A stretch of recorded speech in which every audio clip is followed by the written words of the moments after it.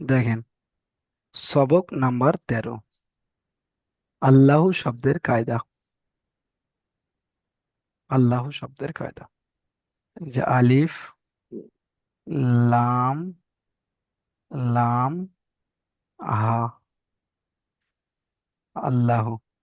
উপরে একটা লামের উপরে তাসদিদ থাকে এবং খাড়া জাবার থাকে। এই আল্লাহ শব্দের কায়দা। এখানে দেখেন, আল্লাহ শব্দে লাম, আল্লাহ শব্দে লাম তাসদিদের পূর্বে, আল্লাহ শব্দে এই যে লামটা আছে, দ্বিতীয় লাম,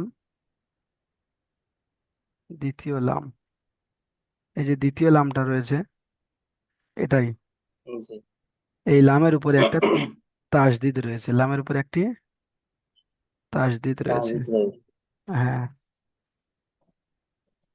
তো এখানে বলা হয়েছে আল্লাহ শব্দে লাম মুসাদ্দাদ রয়েছে, মুসাদ্দাদ বলবেন না, মুসাদ্দাদ মানে তাসদিদ ওয়ালা।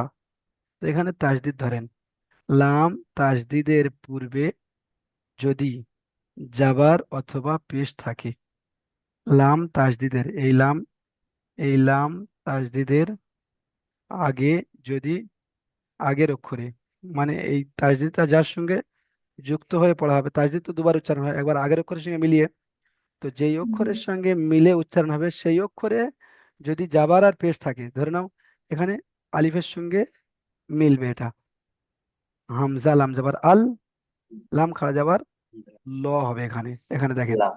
লা হবে না, এখানে দেখেন জাবার অথবা পেশ থাকলে, তাহলে আল্লাহর লামকে পুর অর্থাৎ ল পড়তে হবে।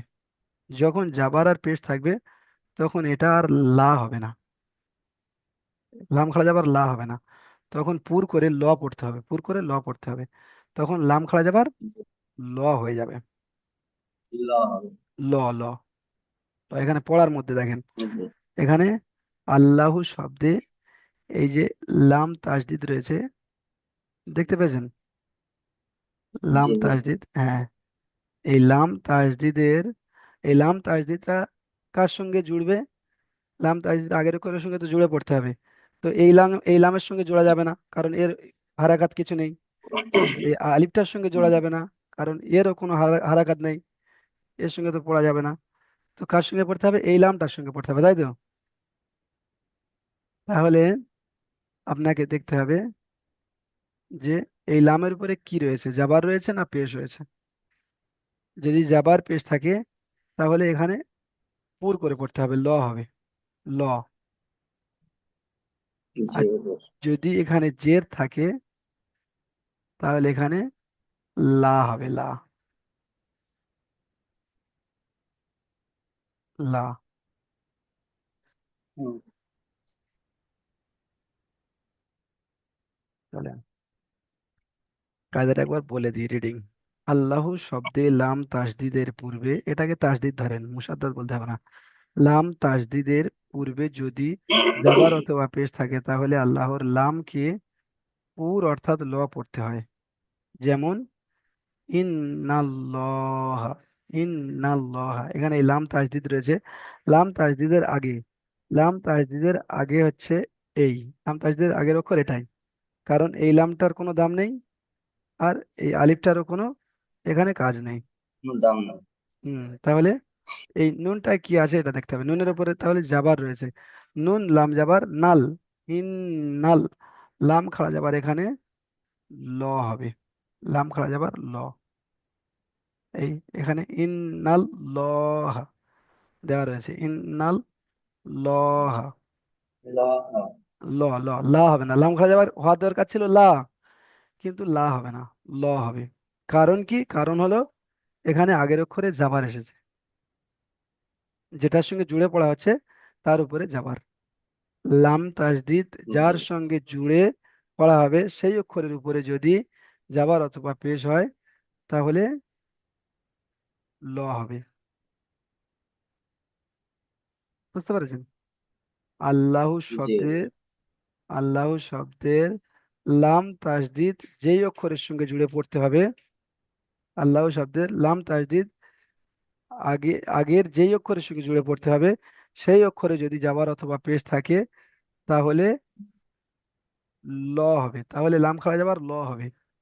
আর যদি আল্লাহ শব্দে লাম তাজদিদের আগের অক্ষরে যে অক্ষরের সঙ্গে জুড়ে পড়া হবে সেই অক্ষরে যদি জের থাকে, তাহলে আল্লাহ শব্দের লামটা বারিক হবে, অর্থাৎ লা হবে। যেমন উচ্চারণ তেমনই হবে, লাম খাড়া যাবার লা, লা হবে। তাহলে লামকে বারিক অর্থাৎ লা পড়তে হবে। যেমন বালিল্লাহু, বা যাওয়ার বা, লাম লামজের লিল, বালিল, লা লাম খাড়া যাবার লা। এখানে লা কেন হচ্ছে? এখানে এই লাম তাসদিদ কার সঙ্গে জুড়ে পড়া হচ্ছে? এই লামটার সঙ্গে। এই লামের নিচে জের রয়েছে। লাম প্রশ্ন। হ্যাঁ, তো ওই জন্য করে লাম লামজের লিল, লাম খাড়া যাবার লা, লিল্লাহু, বালিল্লাহু। এখানে লা হচ্ছে, আল্লাহ শব্দের আগে জের এসেছে। এবারে পড়াটা দেখেন।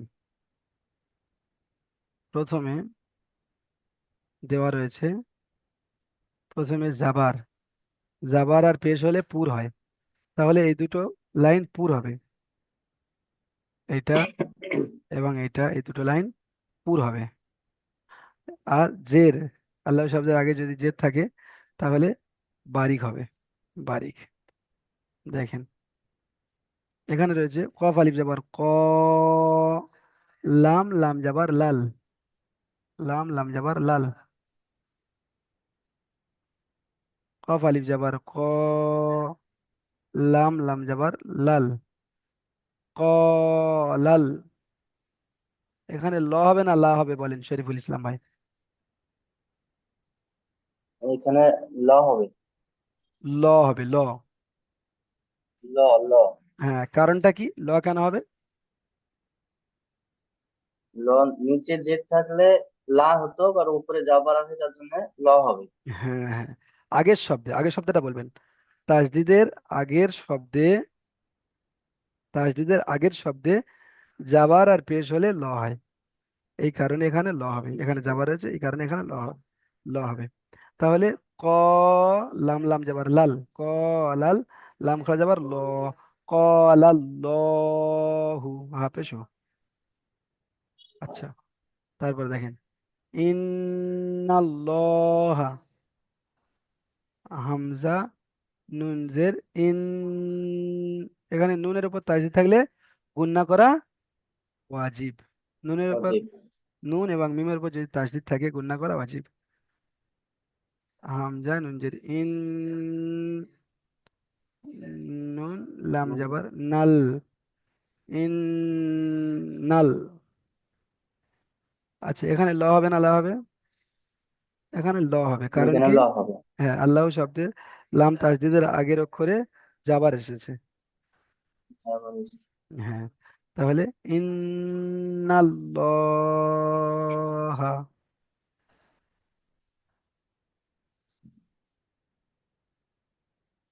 পেশের উদাহরণ দেখেন, পেশের উদাহরণ দেখেন। হা পেশ হু, দাল ও পেশ দু, হুদু, হুদু। হ্যাঁ, হুদু দুল, দাল্লাম পেশ দুল, হুম। হুদুদুল। লাম লাম খাড়া যাবার, এখানে ল হবে, কারণ কি? না, লাম তাজদিদের আগে পেশ এসেছে, লাম তাজদিদের আগের জি। অক্ষরে পেশ এসেছে, তাই এখানে ল হবে, পুর হবে।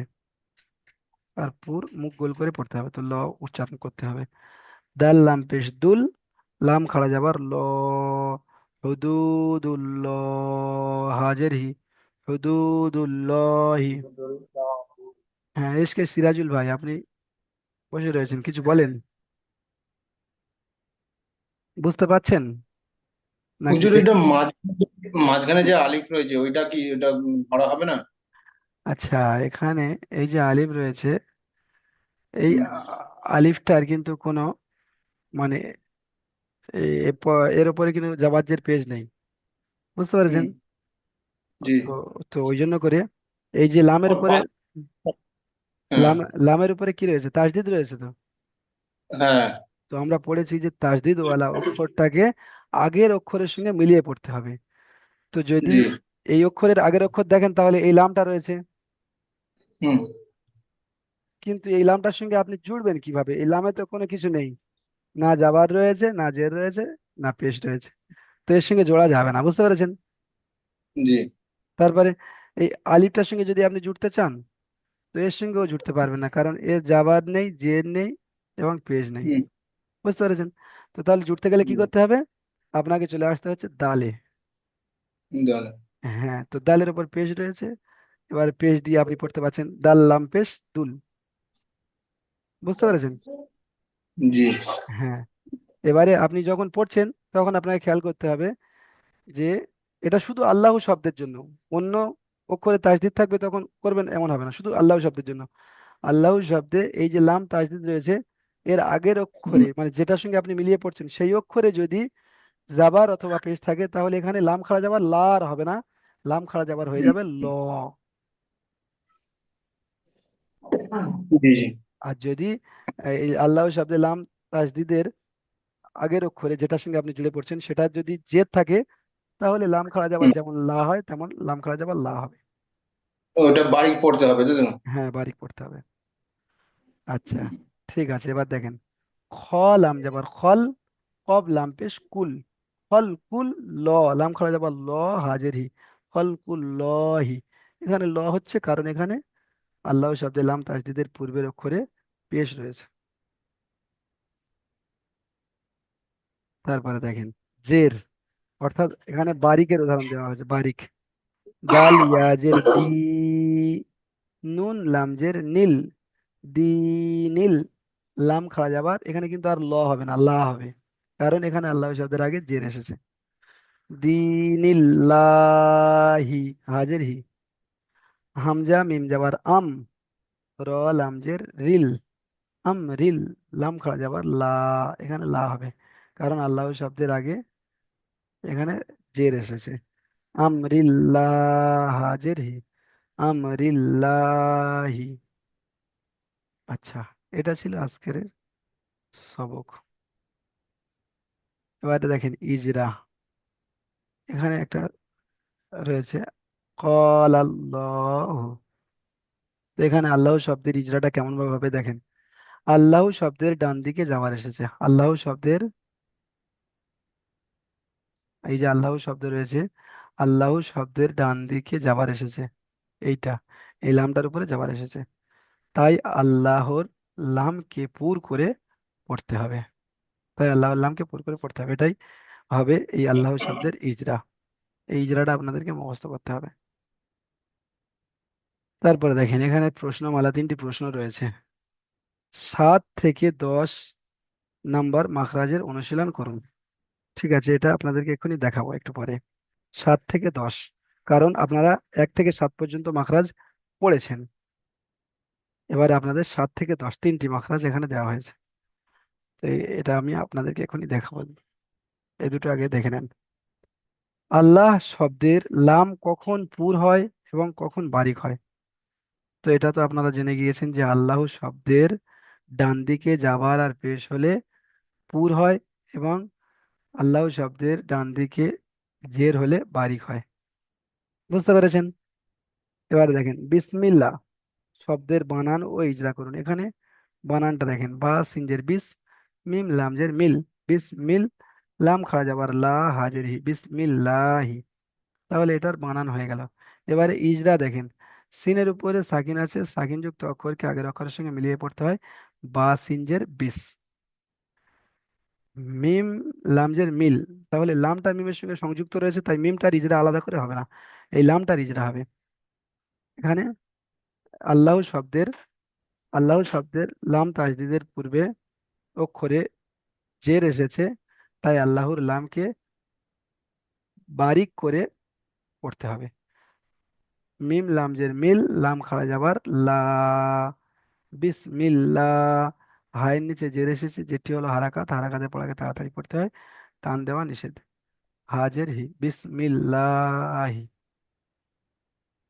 বুঝতে পেরেছেন?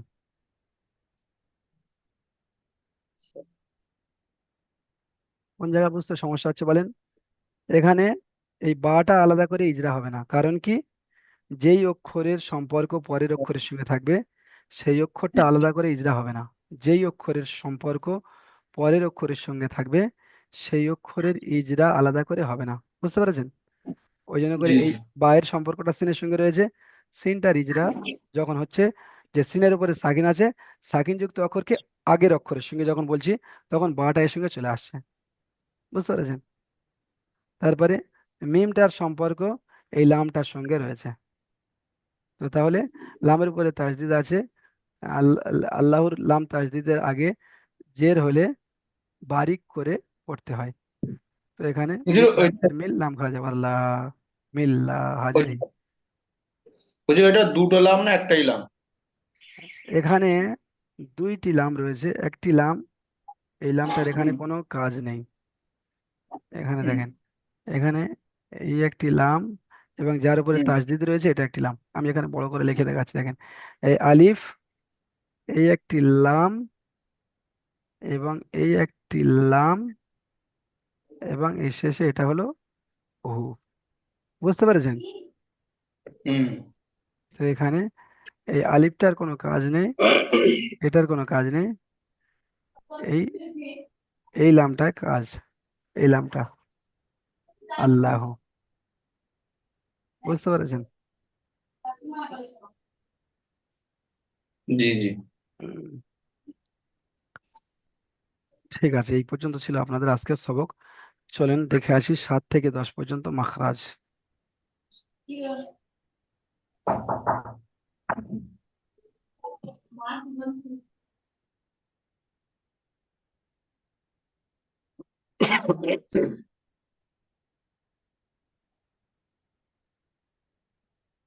আচ্ছা, 7, এই যে 7 রয়েছে, দেখেন 7-এ কি রয়েছে? দদ, দদের মাখরাজ, দদ জিভের কিনারা এবং তার বরাবর মাড়ির দাঁতের গোড়ার সাথে লাগিয়ে উচ্চারিত হয় দদ। জিভের কিনারা, এই যে জিভ রয়েছে, এর জি সাইডের কিনারা হবে, কারণ মাড়ির দাঁতে যাবে তো সাইডের কিনারা। মাড়ির দাঁত উপরের যে সাইডের দাঁতগুলো রয়েছে এটাকে মাড়ির দাঁত বলা হয়। তো জিভের কিনারা এবং তার বরাবর, জিভের কিনারা তার বরাবর মানে আহ, এই সাইডের কিনারা হবে বা এই সাইডের কিনারা হবে, দুটো সাইডের মধ্যে আপনি যে কোনো একটা সাইড নিতে পারেন। সেই কিনারাটা উপরের মাড়ির দাঁতের সঙ্গে লাগিয়ে দদ, দদ এমন ভাবে উচ্চারণ হবে, দদ। আচ্ছা, এটা হলো 7 নম্বর মাখরাজ। 8 নম্বরে রয়েছে লামের মাখরাজ, লাম জিভের আগার কিনারা, জিভের আগার কিনারা এবং সামনের উপরের, সামনের উপরের দুই পাশের গোড়ার দাঁতের সাথে লাগিয়ে, উপরের দুই পাশের, পাশে পাশে দুই পাশের গোড়ার সঙ্গে লাগিয়ে লাম লাম, লাম। তাহলে এই লামটার উচ্চারণ কেন হবে? আল, ইল, উল, আল, ইল, উল, লাল, লিল, লুল। আল আল ইল উল লাল হ্যাঁ, লিল তুল। হ্যাঁ, হ্যাঁ। তাহলে এমন ভাবে উচ্চারণ করতে হবে। কিন্তু এখানে যদি আপনি শুধু লামটাকে উচ্চারণ করেন, তাহলে কিন্তু এর সঙ্গে আবার মিমও চলে আসছে। বুঝতে পেরেছেন? লাম, বুঝতে পেরেছেন? জি আর মিম উচ্চারণ হয় দুটো ঠোঁটকে মিলিয়ে, দুটো ঠোঁটের, দুইটি ঠোঁটের শুকনো অংশ থেকে ছোট মিম বড়। উচ্চারণ হয়। হ্যাঁ, তো ওই জন্য করে উচ্চারণ করার সময় লাম বলবেন, তো উচ্চারণ বুঝতে পারবেন না যে কি হলো এখানে। লাম, ফের তো দুটো ঠোঁটও মিলছে। তো উচ্চারণ করার সময় আল, ইল, উল এমন ভাবে উচ্চারণ করতে হবে, তবে লামের সঠিক উচ্চারণটা আপনি বুঝতে পারবেন। কারণ লাম বানান হলো, দেখেন, লাম বানান হলো লাম আলিফ, লাম আলিফ মিম জাবার লাম, এই হলো লাম আলিফ মিম জাবার লাম। লাম হ্যাঁ, 3টি শব্দ মিলিয়ে তবে একটি শব্দ, যেমন ব্যঞ্জন বর্ণ, ব্যঞ্জন বর্ণগুলো হয় ক, ক কিন্তু একা একা হয় না, ক এর সঙ্গে একটা অ থাকে, জি ক। বুঝতে পারছেন? কারণ জি এই ব্যঞ্জন বর্ণ একা একা উচ্চারণ হতে পারে না। এর স্বরবর্ণর প্রয়োজন হয়, স্বরবর্ণের সঙ্গে মিলিত হয় তারপরে। তো সেম এইরকম লাম, এখানে তিনটে শব্দ রয়েছে। তো এই লামের লামের যে মাখরাজ, এটা পড়তে গিয়ে আপনি মিমের মাখরাজও আপনাকে আদায় করতে হবে। লাম। তো ওই জন্য করে উচ্চারণের সময় মিমটাকে বাদ দেওয়ার জন্য আল, ইল, উল, এখানে কিন্তু মিম আর আসছে না। জি। আচ্ছা, ঠিক আছে, দেখেন 9 নম্বর, দেখেন 9 নম্বর মাখরাজ হলো নুনের মাখরাজ, নুন। নুন আর লামের মাখরাজ কিন্তু একই। জিভের আগা তার বরাবর উপরের তালুর সাথে লাগিয়ে উচ্চারিত হয়।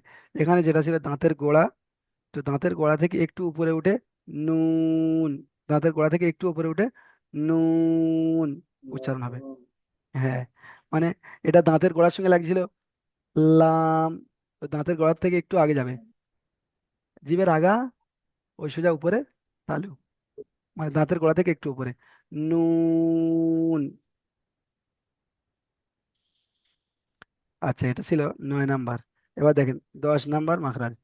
10 নাম্বার মাখরাজ হলো র। র এর মাখরাজটা একটু আছে, জিভের আগার উল্টো পিঠ।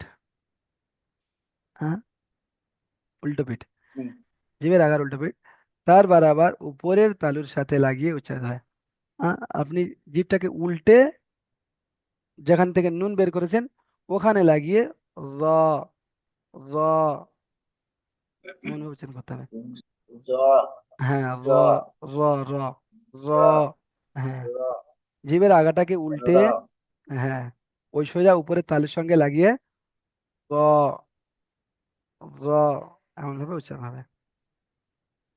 তাহলে এই ছিল আপনাদের মাখরাজ। এই মাখরাজ কটা আপনারা মুখস্থ করবেন, 7, 8, 9 এবং 10। তাহলে 10। আপনাদের বাকি থাকবে কয়টি মাখরাজ? 11, 12, 13, 14, 15, 16, 17, 18, আর 8টি মাখরাজ আপনাদের বাকি থাকবে। ঠিক আছে, আশা করি আপনাদের পড়াটা আপনারা বুঝতে পেরেছেন। তো আপনাদের সবক ছিল সবক নাম্বার 12। এই সবক নাম্বার 12-র পড়াটা আপনারা শোনান। চলেন, শরীফুল ইসলাম ভাই আপনি প্রথম পড়েন। চলেন। দাল, দাল হামজা জবর দা। আচ্ছা, দাল হামজা বলছেন, হামজা এখানে কোথায় রয়েছে বলেন? দাল জবর দা। হ্যাঁ, দাল দাল জাবাদ জাবার। দা, দাল জাবাদ দা। দাল জবর দা, র জবর র, হ্যাঁ, দা রা, সিন জবর সা, দা রা সা, দা রসা। দা রা সা। হ্যাঁ, কোনো টান নেই এখানে। তারপরেরটা পড়েন। ইয়া, ইয়া, ইয়া গাইন জবর ইগ, র ইয়া, র পেশ ইয়া, ইগ, ইগ। ইয়া, ইয়া গইন জাবার ইয়াগ। এ, ইয়া গাইন জবর এগ, ইয়াগ, হ্যাঁ, ইয়া ইগ। যাবার, ইগ নয়। ইয়া যাবার কি হচ্ছে? ইয়া যাবার প্রথমে দেখেন ইয়া যাবার কি হচ্ছে, ইয়া যাবার ইয়া, ইয়া। ইয়া জবর, ইয়া জবর ইয়া, হ্যাঁ, তাহলে এখানে গাইন ইয়া যাবার, জবর গাইন যাবার নয়, গয়েন। তো এখানে গয়েনটা ইয়ার সঙ্গে যোগ গন। হবে, ইয়া যাবার ইয়া, আর গয়েনটা ওর সঙ্গে যোগ হবে, গ যোগ হবে। গয়েন মানে হচ্ছে গ যোগ হবে। তাহলে ইয়া, ইয়া যাবার ইয়া ছিল, ইয়া, আর এখানে গ যোগ জি। হবে। লিখে আমি দেখাচ্ছি, দেখেন এখানে ইয়া যাবার ইয়া, ইয়া যাবার ইয়া, এবারে গয়েনটা যোগ হবে, গয়েনের গ যোগ হবে, কারণ ওখানে যাবার পেশ নেই। তাহলে কি হলো? YAG, YAG. এগ, হ্যাঁ, আর আপনি বলছেন ইগ, এগ, আপনি ইগ বলছেন, ইগ হবে না, এগ, ইয়াগ।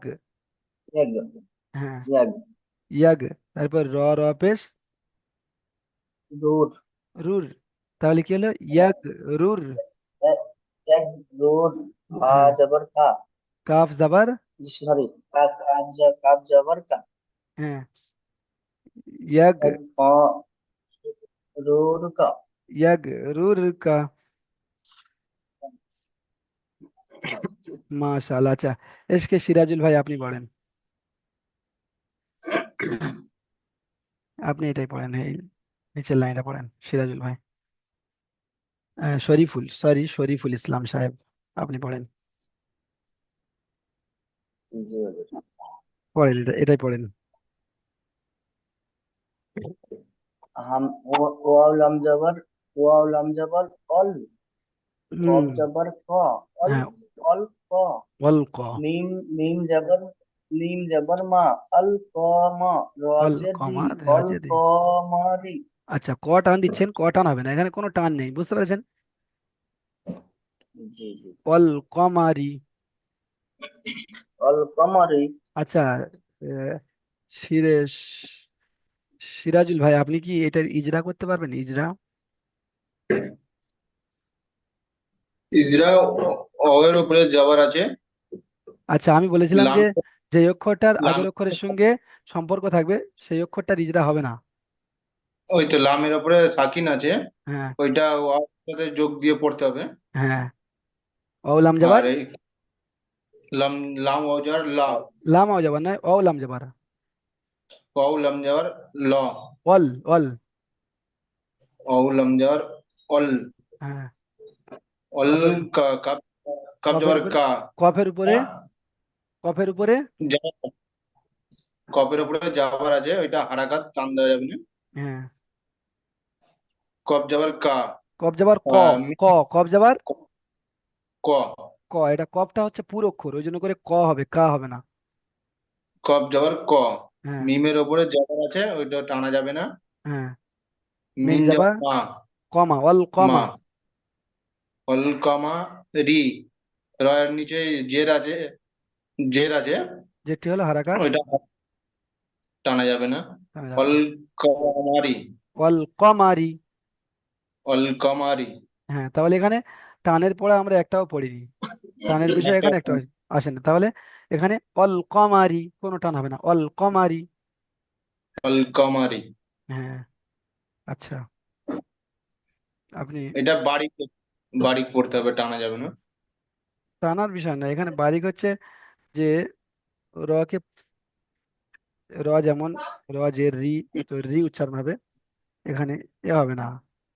পু যখন হয় তখন কিরকম হয়? পাতলা হয় এবং মুখটা গোল হয়।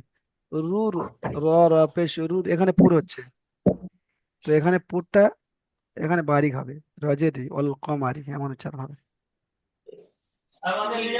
ঠিক আছে। ঠিক আছে। হুজুর, একটু ব্যস্তর মধ্যে আজ একটু রাখছি আমি। আচ্ছা আচ্ছা, ঠিক আছে। আচ্ছা, শরীফুল ইসলাম ভাই, আপনি তো পড়া শোনালেন, আপনি সুন্দর করে পড়ার চেষ্টা করেন, আরো সুন্দর করে তৈরি করেন, বুঝতে পেরেছেন?